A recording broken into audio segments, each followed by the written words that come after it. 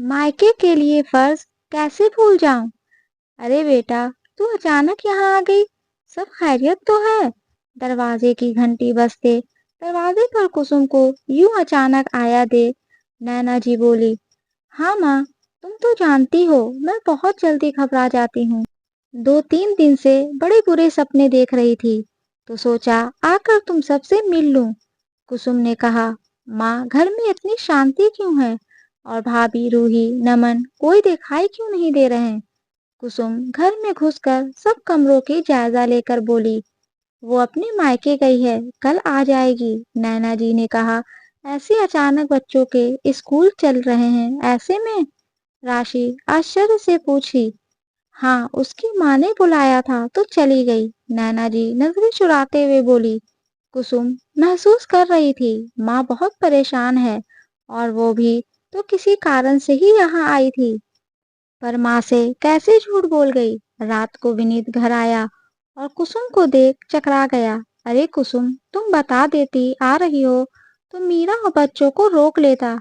कुसुम महसूस कर रही थी भाई की आवाज में वो पहली सी खनक नहीं है जो पहले उसके आने पर होती थी। नैना जी के साथ मिलकर कुसुम रात का खाना बनाकर खाने के बाद सोने ही जा रही थी कि पति रणवीर का फोन आ गया। हाँ, बात हुई कुछ विनीत से? कब तक दे सकता है? रणवीर ने पूछा। अभी कोई बात नहीं की रणवीर, समय देखकर करूंगी। आई हूँ तब से महसूस कर रही हूँ घर में एक अलग सी चुप्पी है। कुसुम धीरे से फुसफुसाई, देखो कह दे रहा हूँ, मेरे पैसे मुझे वापस चाहिए। अपने भाई से कहकर जल्दी बोलो, और जो दे लेकर जल्दी आओ। रणवीर ने सख्त होकर कहा। रणवीर बात को समझो, सही समय देखकर करूंगी ना बात। आप अपना और बच्चों का ख्याल रखना। कह कुसुम ने फोन रख दिया। क्या कह रहे थे दामाद जी बेटा? पीछे से नैना जी की आवाज सुन कुसुम घबरा गई। कुछ नहीं माँ, बस पूछ रहे थे कि सब ठीक है ना वहाँ। कुसुम बात बदलते हुए बोली, तू भी ना जरा जरा सी बात से घबरा जाती है, बच्चों को छोड़कर आई है, फोन पर ही हाल पूछ लेती। नैना जी ने कहा। कुसुम कैसे कहे वो यहाँ क्यों आई है? माँ बेटी साथ सो रहे थे। अचानक नैना जी के सुबकने की आवाज सुन कुसुम उठ बैठी। क्या हुआ माँ, तुम रो रही हो? कुछ बात है तो कहो ना मुझसे। कुसुम माँ के आंसू पोंछ उनका हाथ पकड़कर बोली, बेटा मेरे दो ही बच्चे, सोचती हूँ कि मैं ना रही तो विनीत का क्या होगा। वो बेचारा कैसे सब संभालेगा, उसकी बड़ी चिंता रहती है। तो उसके साथ रिश्ता बनाकर रखेगी ना मेरी बच्ची, कभी उसे अकेला तो ना छोड़ देगी। नैना जी कुसुम के हाथों को कसकर पकड़कर बोली, ऐसे क्यों कह रही हो माँ, सच सच बताओ क्या बात है। कुसुम को लग तो रहा ही था माँ और भाभी परेशान हैं। बेटा विनीत का बिजनेस अच्छा नहीं चल रहा, कमाई कम हो रही और खर्चा अंधे की तरह मुंह बाए खड़ा है। कह रहा था रणवीर जी से पैसे भी लिए हुए हैं, वो कहाँ से दूंगा। कितनी बार कहता माँ मर जाऊंगा ऐसा रहा तो। कितनी मेहनत कर रहा है वो, पर ढाक के 3 पात बस रोटी के लिए जुटा पा रहा। बच्चों की पढ़ाई कहाँ से हो। मीरा भी कुछ बच्चों को घर में ही ट्यूशन पढ़ा रही है। रूही नमन की पढ़ाई ना रुके, बस यही फिक्र लगी रहती है। बेटा झूठ नहीं बोलूंगी, मीरा मायके अपने पिता से पैसे लेने गई है। नैना जी कहते कहते रो पड़ी। माँ घर की स्थिति इतनी खराब हो गई और तुमने मुझे बताया तक नहीं। कुसुम मायके की स्थिति जानकर परेशान हो गई, सोचने लगी धिक्कार है मुझ जैसी बेटी पर, जो ना माँ के लिए कुछ कर सकी ना भाई के लिए। ये लोग इतने परेशान, और मैं यहाँ क्या लेने आ गई। वो तो यहाँ पति के कहने पर अपने भाई को दिए पैसे मांगने आई थी, और यहाँ ये हाल हो रखा है। भाभी अपने मायके से मदद मांगने गई हुई हैं। माँ तुम चिंता मत करो, सब ठीक हो जाएगा। बचपन में तुम मुझसे हमेशा कहती थी ना, तुम दोनों भाई बहन मिलकर कोई काम करोगे तो देखना सफल होगे। एक अकेले जब कुछ नहीं कर सकता तो एक और एक मिल जाए तो 11 हो जाता। बस मेल से हुए काम आसान हो जाता है। अब तुम सो जाओ, कल देखते हैं क्या होगा। राशि माँ को दिलासा देकर कुछ विचार करने लगी। दूसरे दिन सुबह उसने पति को फोन किया और बोली, वह काम हो गया, मैं आ रही हूँ। इधर माँ से कहा, तुम फिक्र मत करो, मैं 2 दिन में आ रही हूँ। कुसुम अपने घर पहुंची तो रणवीर पैसे लिए कुसुम से पूछने लगा। रणवीर, मैं पैसे लेकर तो नहीं आई हूँ, पर एक उम्मीद, एक विश्वास, एक भरोसा लेकर यहाँ आई हूँ।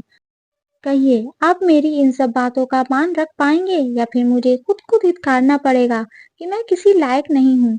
कुसुम ने बहुत दुखी सी आवाज में कहा। रणवीर कुसुम की बात सुनकर आश्चर्य से उसे देखने लगा। क्या बात है, खुल कर कहो। रणवीर ने कहा। कुसुम वहां की सारी परेशानी बताते हुए बोली।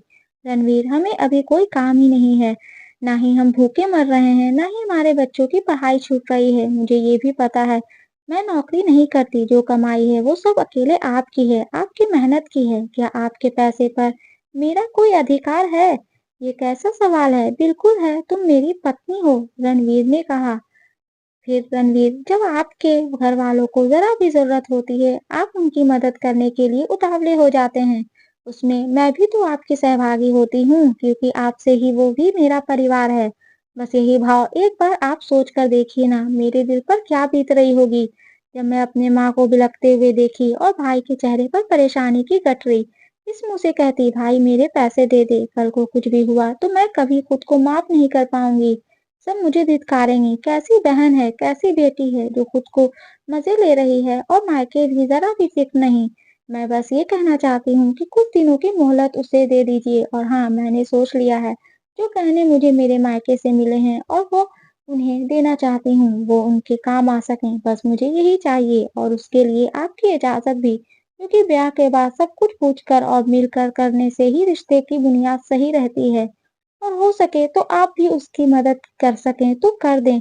कुसुम कहते हुए रोने लगी। कुसुम, ये बहुत बड़ा फैसला ले रही हो। कोई लड़की मायके के लिए इतना नहीं करती है। शादी के बाद उसकी जिम्मेदारी पति की तरफ ज्यादा रहती है। रणवीर कुसुम से बोला। जानती हूँ रणवीर, पर वो मेरा भाई है, मेरी माँ है, कैसे भूल जाऊं। मेरी शादी पर पिता के नहीं रहने पर जितना हो सकता था उतना देकर उसने मेरी शादी की, ताकि मैं खुशी से रह सकूं। पर जब वो खुशी नहीं है तो मैं कैसे खुश रह सकती हूँ। मुझे इजाजत दीजिए और मेरा साथ दीजिए। मुझे मेरा मायका सलामत चाहिए। रणवीर, तकलीफ में भी जो मैं ना समझ सकी तो किस मुंह से बेटी और बहन कहला सकती हूँ। मैं आराम से रहूं और वो तकलीफ में नालत है फिर तो मुझ पर। कुसुम रोते हुए बोली। रणवीर कुछ न कह सका। जो हमेशा अपने परिवार के लिए जीना जानता था, वो कुसुम के दर्द को नजरअंदाज कैसे कर सकता था। उसने कुसुम को दिलासा देते हुए बस इतना कहा, जैसा तुम्हें ठीक लगे। कुसुम 2 दिन बाद मायके पहुंच गई। भाभी भी आ चुकी थी। थोड़ी बहुत मदद उन्हें भी मायके से मिली थी। कुसुम की मदद को विनीत जरा भी तैयार नहीं था। उसने कसम देकर कहा, मैं समझ ले उधार दे रही हूँ, कुछ और नया कर, इसके साथ साथ सब ठीक हो जाएगा। विनीत अब बहन का साथ मिल जाने से मजबूत महसूस कर रहा था। दुगने जोश में वो फिर से अपने बिजनेस पर फोकस करने लगा। समय की तरक्की करते हुए रणवीर के पैसे भी चुका दिया। इस बार जब राखी पर कुसुम आई तो विनीत ने अपनी छोटी बहन के गले लगकर बोला, सही मायने में तूने मेरे अकेले को सहारा देकर फिर से खड़ा कर दिया। नहीं तो मैं सोच रहा था कैसे क्या होगा, ऊपर से रणवीर जी के पैसे का बोझ। चलो भैया, ज्यादा भावुक ना करो, राखी पर तोहफा तोड़ लूंगी, ये ध्यान रखो। कुसुम ने माहौल को हल्का करते हुए कहा। बोलना क्या चाहिए, विनीत ने पूछा। एक वादा, हम हमेशा 11 ही रहें भैया, कभी एक ना हुए। जब भी मुझे जरूरत हो तुम आ जाना, जब तुम्हें जरूरत हो मुझे बुला लेना, कुसुम ने कहा। सच में दीदी, आपने मायके की इज्जत रख ली। मैं भी अपने मायके से ज्यादा मदद नहीं मांग सकती, उनकी भी स्थिति कहाँ ही अच्छी रहती है। भाई बहन के भावुक मिलन पर मीरा ने कहा, चलो मेरे बच्चे, पहले भगवान का आशीर्वाद ले लो और राखी बांधकर मिठाई खाओ, नैना जी ने कहा। सभी हंसी खुशी मिठाई खाने में मगन हो गए। दोस्तों, परिवार में हम अगर बस अपना अपना सोचने लगे तो कई बार बहुत भयानक स्थिति भी आ जाती है। समझदारी इसी में है। अगर आप सक्षम हैं तो मदद कर दें। कल को ये पैसे लेकर किसी को नहीं जाना। परिवार पैसे से बिखर जाता है, वही थोड़ी समझदारी से संवर भी जाता है। कुसुम आई तो भाई से पैसे लेने थी। अगर वो उस वक्त पैसे मांग लेती तो सोच कर देखिए क्या स्थिति हो सकती थी। क्या वो कभी भी खुद को माफ कर पाती और अपने ही माँ भाई के नजरों में हमेशा के लिए गिर जाती। बेटा हो या बेटी, मायका और ससुराल दोनों की जरूरतों को देखना उसका फर्ज है। दोस्तों, ये स्टोरी आपको अच्छी लगे तो प्लीज इसे लाइक करें, शेयर करें एंड सब्सक्राइब करें। और इस स्टोरी के बारे में आपकी क्या राय है, हमें कमेंट बॉक्स में जरूर बताएं। और हाँ, बेल आइकन को प्रेस करना ना भूलें, क्योंकि ऐसे ही आने वाली स्टोरी आप तक सबसे पहले पहुंचती रहेगी। धन्यवाद।